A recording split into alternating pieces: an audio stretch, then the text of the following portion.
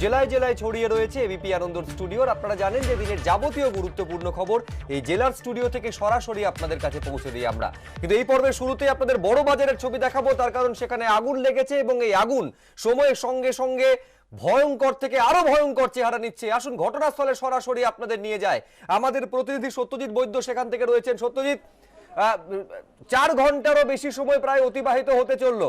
6টার কিছু পরে আগুন লেগেছে এবং 10টা পেরিয়ে গিয়েছে এবং প্রতি ঘন্টায় ঘন্টায় পরিস্থিতি নিয়ন্ত্রণে আসার পরিবর্তে ভয়ঙ্কর থেকে আরো ভয়ঙ্কর হয়ে উঠেছে।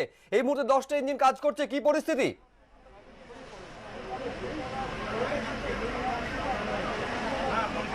দেখো সুব্রজিৎ, তোমাকে প্রথমেই বলি প্রায় 4 ঘন্টা অতিক্রান্ত হতে চলেছে, কিন্তু এখনো পরিস্থিতির তেমন উন্নতি হয়নি। তোমাকে দেখাবো একদম যে ঘটনাস্থলের ছবি দেখাবো। এখনো পর্যন্ত দমকল কাজ করছে এবং 15টি ইঞ্জিন, এই মুহূর্তে দমকলের মোট 15টি ইঞ্জিন কাজ করছে এবং ইতিমধ্যে আমরা যেমনটা দেখেছি দমকল মন্ত্রী সুজিত বসু তিনি নিজে ভিতরে ঢুকে দেখে এসছেন। এখনো পর্যন্ত আগুনের যে উৎস সেখানে পৌঁছানো সম্ভব হয়নি, তবে আশপাশে বসতি আছে এবং ঘিঞ্জি এলাকা তুমি দেখতে পাচ্ছ, যেমনটা যে চারপাশে খুবই ঘিঞ্জি এলাকা এবং বিদ্যুতের যে তার, সেই বিদ্যুতের সংযোগকারী তার রয়েছে এবং অন্যান্য তার রয়েছে, যে কারণে বড় কোনো দুর্ঘটনা ঘটে যেতে পারে। যে কোনো মুহূর্তে আশপাশের এলাকায় আগুন ছড়িয়ে পড়তে পারে, সেই দিকটা আগে নজর দেওয়া হচ্ছে। তবে এই মুহূর্তে যেমনটা দেখা যাচ্ছে যে ঠিক যে জায়গা উৎসস্থল সেইখানে পৌঁছানোর চেষ্টা করা হচ্ছে। একেবারে সেখানে পৌঁছানোর চেষ্টা কিভাবে দমকলের তরফে চালানো হচ্ছে? সত্যজিৎ কিছুক্ষণ আগে আমাদের তথ্য দিচ্ছে যে ইঞ্জিনের সংখ্যা বেড়েছে, 10 থেকে বেড়ে সেটা 15 হয়েছে। ব্রতদীপ ভট্টাচার্য সেই তথ্য আমাদের সামনে দেবেন। এই আগুন যাতে আর ছড়িয়ে না পড়ে কি ব্যবস্থা গ্রহণ করা হচ্ছে দমকলের তরফে, কিভাবে তারা উৎসবমুখ পর্যন্ত পৌঁছতে চেষ্টা করছে? ব্রতদীপ,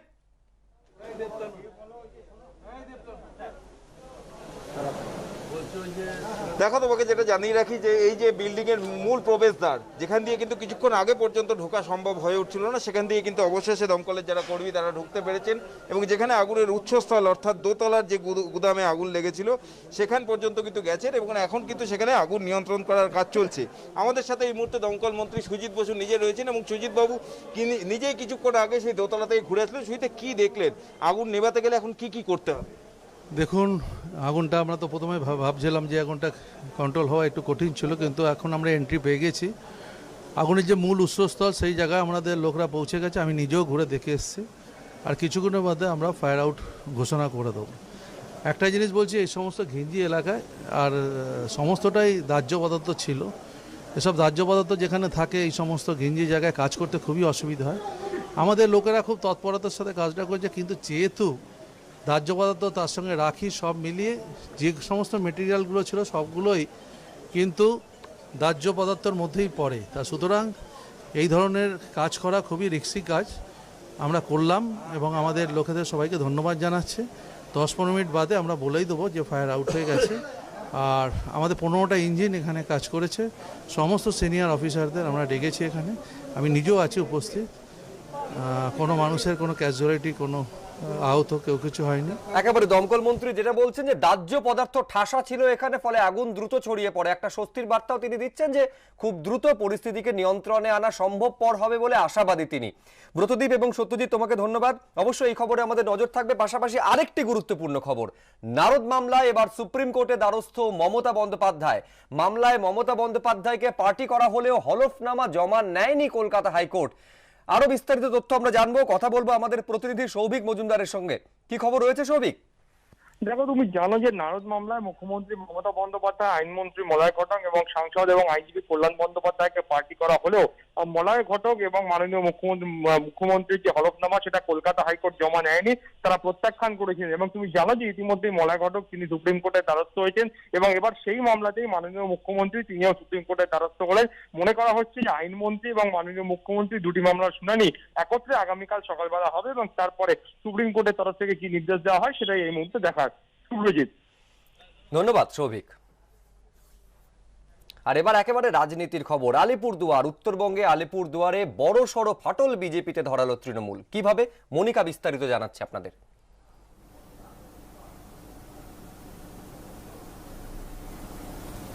বিধানসভা ভোটে বিপুল জয়ের পরেও আলিপুরদুয়ারে বিজেপিতে বড় ভাঙন।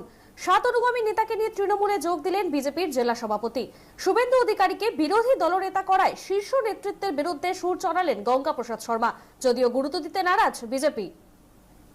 বিরোধী দল নেতা এটা প্রাপ্য ছিল মনোজ তিগ্গাকে এটা পাওয়ার মনোজের অধিকার ছিল, কিন্তু ভারতীয় জনতা পার্টি তো নিজের কার্যকর্তাদেরকে কোনোদিন ন্যায় দিতে পারেনি। উত্তরবঙ্গের প্রতি বঞ্চনার অভিযোগে পৃথক উত্তরবঙ্গের দাবি তুলে বিতর্ক উস্কে দিয়েছেন আলিপুরদুয়ারের বিজেপি সাংসদ জন বার্লা। এবার সেই আলিপুরদুয়ারেই বিজেপিতে বড়সড় ভাঙন। বিজেপি ছেড়ে তৃণমূলে যোগ দিলেন আলিপুরদুয়ারের জেলা সভাপতি, সেই সঙ্গে উস্কে দিলেন আরেক বঞ্চনার অভিযোগ। আলিপুরদুয়ার জেলার মাদারিহাটের বিধায়ক মনোজ তিগ্গা বিগত বিধানসভা নির্বাচনে বিধানসভায় বিজেপির পরিষদীয় দলনেতা ছিলেন তিনি। এবার কেন তাকে বিরোধী দলনেতা করা হলো না, এই প্রশ্ন তুলে নাম না করে শুভেন্দু অধিকারীকে খোঁচা দিলেন বিজেপির পদত্যাগী জেলা সভাপতি। জানিয়ে আগেই গঙ্গা প্রসাদকে কটাক্ষ করেছেন শুভেন্দু। ইলেকশনের সময় দল ছাড়ি নাই, যদি আমি সেই সময় দলটা ছাড়তাম তাহলে কিন্তু আমাকে গদ্দার বলা হতো। আমি রেজাল্ট করেছি, 5-এ 5 পার্টিকে দিয়েছি। আলিপুরদুয়ারের উনি টিকিট চেয়েছিলেন, দল দেয়নি, তখন থেকেই গোসা ছিল, অপেক্ষা করছিলেন কোন দলের সরকার হয়। 2019-এর লোকসভা নির্বাচনে গঙ্গা প্রসাদ শর্মার সভাপতিত্বেই জেলার একটি মাত্র লোকসভা নির্বাচন তৃণমূলের থেকে ছিনিয়ে নেয় বিজেপি। বিগত বিধানসভা ভোটেও আলিপুরদুয়ারের 5টি বিধানসভার সবকটিতেই জয়ী হয় পদ্ম শিবির। এই প্রেক্ষাপটে গঙ্গা প্রসাদ শর্মার দলত্যাগের পর জরুরি বৈঠকে বসে আলিপুরদুয়ার জেলা বিজেপি নেতৃত্ব। আশাবুল হোসেন, গোপাল চট্টোপাধ্যায় ও অরিন্দম সেনের রিপোর্ট, এবিপি আনন্দ।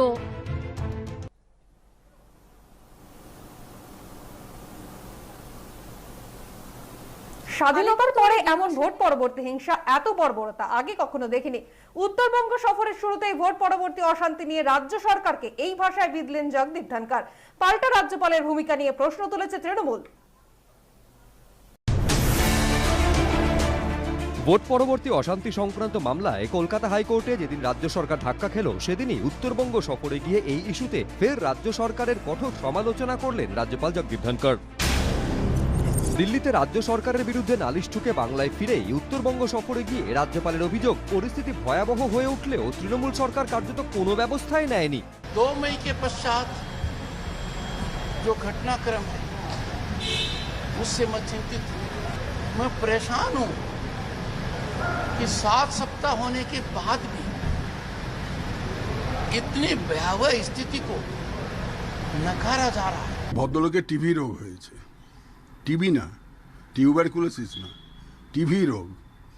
টিভিতে ছবি না দেখলে উনি অসুস্থ হয়ে পড়েন মনে হয় আমার ধারণা। এখন কি করবেন, দিল্লি হয়ে গেল, শাহী দরবার হয়ে গেল, সব কিছু হয়ে গেল, এবার টিভিতে ছবি আসবে কিভাবে? একটা ইস্যু বানাতে হবে। রাজ্যপালের কাছে আমরাও বিভিন্ন নথি পেশ করেছি। নির্যাতন চরমে পৌঁছেছে। মুখ্যমন্ত্রী শপথ নেবার পর আমাদের 28 জন কর্মী খুন হয়েছেন। এদিন পাহাড় সফরে বিভিন্ন জায়গায় জগদীপ ধনখড়কে কালো পতাকা দেখানো হয়।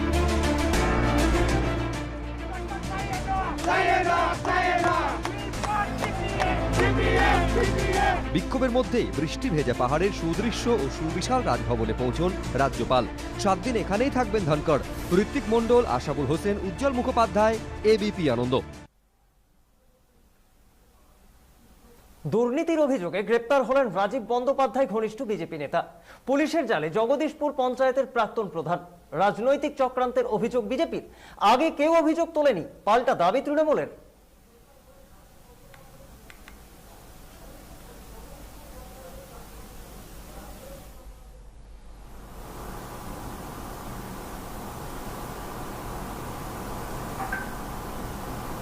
বীরভূমের লাভপুরে শতাধিক বিজেপি কর্মী সমর্থক যোগ দিলেন তৃণমূলে। যোগদান অনুষ্ঠানে উপস্থিত ছিলেন লাভপুরের তৃণমূল বিধায়ক। ভয় দেখিয়ে বিজেপি কর্মীদের যোগদান করানো হচ্ছে, অভিযোগ গেরুয়া শিবিরের। রাজ্যে ভোট পরবর্তী অশান্তি নিয়ে বিজেপি ও তৃণমূলের মধ্যে তরজা তুঙ্গে। এই সংক্রান্ত একটি মামলার শুনানিতে গত শুক্রবার কলকাতা হাইকোর্টের ভারপ্রাপ্ত প্রধান বিচারপতি রাজেশ বিন্দাল বলেন, ভোট মিটে যাওয়ার পর দলে দলে মানুষ মিছিল করে জমায়েত করে বলছেন, আমরা আগে যা করেছি ভুল করেছি, এখন ঠিক করতে চাই। এই ধরনের দৃশ্য আমি কোনোদিন দেখিনি। এ ধরনের অভিযোগ উঠলে আইন অনুযায়ী পুলিশের যা করণীয় পুলিশ সেটা করছে না। এই বক্তব্যের রেশ কাটতে না কাটতেই সোমবার বীরভূমের লাভপুরের 2 নম্বর অঞ্চলে শতাধিক বিজেপি কর্মী যোগ দিলেন তৃণমূলে। প্রচণ্ড মানুষের সহযোগিতায় তৃতীয়বারের জন্য দিদিকে মুখ্যমন্ত্রীর পদে বসেছেন এবং উন্নয়নের কাণ্ডারি ওনার কাজের স্বচ্ছতা থেকে আমরা বিজেপি থেকে 100 জন আজকে জয়েন করলাম। লাভপুর 2 নম্বর অঞ্চলের বিভিন্ন বুথ থেকে প্রায় 300 পরিবার আজকে যোগদান করলেন। টিএমসি এটাকে পলিসি হিসাবে নিয়েছে যে মারপিট করে পুলিশ দিয়ে কেস দিয়ে বিজেপি লোকেদের ঘরছাড়া করবে যাতে এরা পঞ্চায়েত নির্বাচন লড়তে না পারে। গত কয়েকদিনের নানুর, ইলামবাজার, বোলপুরে প্রায় একই দৃশ্য দেখা গেছে। কোথাও পোস্টার, কোথাও প্ল্যাকার্ড হাতে বিজেপি কর্মীরা ভুল স্বীকার করেছেন। সাঁইথিয়ায় গত 18 জুন প্রায় 200 বিজেপি কর্মীকে গঙ্গাজল ছিটিয়ে তৃণমূলে যোগদান করানো হয়। এবার লাভপুরে বিজেপি ছেড়ে তৃণমূলে যোগ দিলেন শতাধিক বিজেপি কর্মী সমর্থক। পরের পর এইসব ঘটনায় জেলার রাজনীতিতে বিতর্ক ক্রমেই মাথাচাড়া দিচ্ছে। গোপাল চট্টোপাধ্যায়ের রিপোর্ট, এবিপি আনন্দ, বীরভূম। দল বদলের হিড়িকে বাঁকুড়ার পাত্রসাহিরে তৃণমূলে যোগ দিলেন 4500 বাসিন্দা। তৃণমূলের এই নব্য সদস্যদের রাজনৈতিক পরিচয় নিয়ে তৃণমূল বিজেপির চাপানুতর তুঙ্গে। তৃণমূল নেতৃত্বদের বক্তব্য, বিজেপি থেকেই তারা তৃণমূলে এসেছেন। পাল্টা বিজেপির দাবি, সোনামুখীতে তাদের দল ছেড়ে কেউ তৃণমূলে যোগ দেয়নি।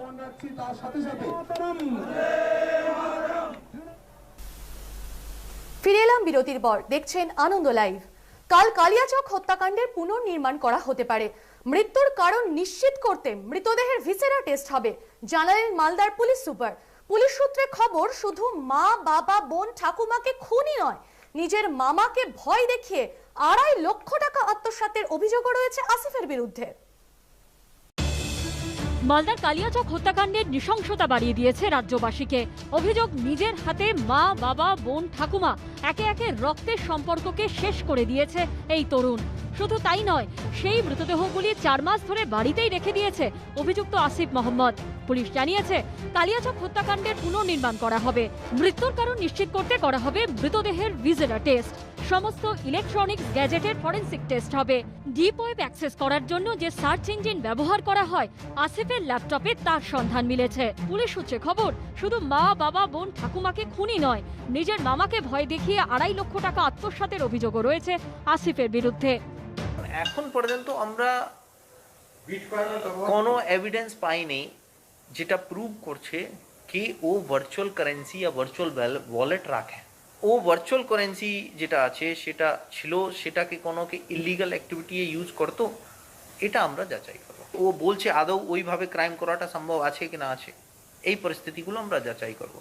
বাড়ি সংলগ্ন গোডাউন তৈরির কাজে যে সমস্ত নির্মাণ কর্মীরা যুক্ত ছিলেন তাদের খোঁজ শুরু করেছে পুলিশ। করুণাময় সিংহ ও আবিদ দত্তের রিপোর্ট, এবিপি আনন্দ, মালদা। উত্তর 24 পরগনার ভাটপাড়ায় বোমাবাজি, ঘটনাস্থলে গিয়ে আক্রান্ত পুলিশ। গতকাল রাতের এই ঘটনায় পুলিশ 2 জনকে গ্রেপ্তার করেছে। ধৃতরা তৃণমূল কর্মী। শাসক দলের গোষ্ঠীদ্বন্দ্বের কারণেই এই ঘটনা বলে অভিযোগ বিজেপি। গোষ্ঠীদ্বন্দ্বের অভিযোগ ওড়ালেও ধৃতরা দলের কর্মী বলে মেনে নিয়েছে স্থানীয় তৃণমূল নেতৃত্ব। সেই ভাটপাড়া, আবারও বোমাবাজি, ঘটনাস্থলে গিয়ে আক্রান্ত পুলিশও। এবারের অশান্তি নফরচাঁদ জুট মিলে কর্মী নিয়োগের দাবি ঘিরে পুলিশ ও স্থানীয় সূত্রের দাবি, রবিবার দুপুরে কয়েকজন যুবক জুট মিলে লোক নেওয়ার দাবিতে নিরাপত্তারক্ষী ও শ্রমিকদের মত্ত অবস্থায় গালিগালাজ করেন। রবিবার রাত 9:30 নাগাদ জুট মিলের সামনে বোমাবাজি হয়। পরে পুলিশ ঘটনাস্থলে গিয়ে 2 জনকে আটক করলে স্থানীয় বাসিন্দারা দাবি তোলেন 2 জনকে তাদের হাতে তুলে দিতে হবে। পুলিশের গাড়ির ওপরে চড়াও হয় বিক্ষোভকারীরা। বাধা দিতে গিয়ে আহত হন ভাটপাড়া থানার সাব ইন্সপেক্টর। এই ঘটনায় ধৃতদের রাজনৈতিক পরিচয় ও শাসক দলের গোষ্ঠী কোন্দলের অভিযোগ ঘিরে তৃণমূল বিজেপির মধ্যে বাকযুদ্ধ শুরু হয়েছে। গোপাল রাওয়াত টিএমসি করে, আপনার জিতু সাউ টিএমসি করে, গ্রুপে ফাইট চলছে, নর্মাল পাবলিক সফর করছে। কমিটি ব্যাপারেই নেই, কোনো কমিটি এখনো হচ্ছে না, তাহলে ঝামেলা করার কি আছে? জিতু সাউ দাঁড়িয়েছিল যখন কমিশনার ইলেকশনে যা দাঁড়িয়েছিল, সে তো এরাই সব সাথে ছিল। আরও লোক দেখতে হবে না, এটা বদনাম করার জন্য এটা ষড়যন্ত্র হচ্ছে। ভাটপাড়া বিধানসভা আমার লোক আছে। সব মিলিয়ে ভাটপাড়ায় লোকসভা ভোটের আগে থেকে শুরু হওয়া অশান্তি প্রায় 2 বছর পরও থামার লক্ষণ নেই। সমীরণ পাল, এবিপি আনন্দ, উত্তর 24 পরগনা। আনন্দ লাইভ আজকের মতো এ পর্যন্তই। আবার আপনাদের সঙ্গে দেখা হচ্ছে আগামীকাল ঠিক রাত 10টায়। একটু পরে অনুসুয়ার সঙ্গে দেখুন 1 ডজন গল্প। চোখ রাখুন এবিপি আনন্দ।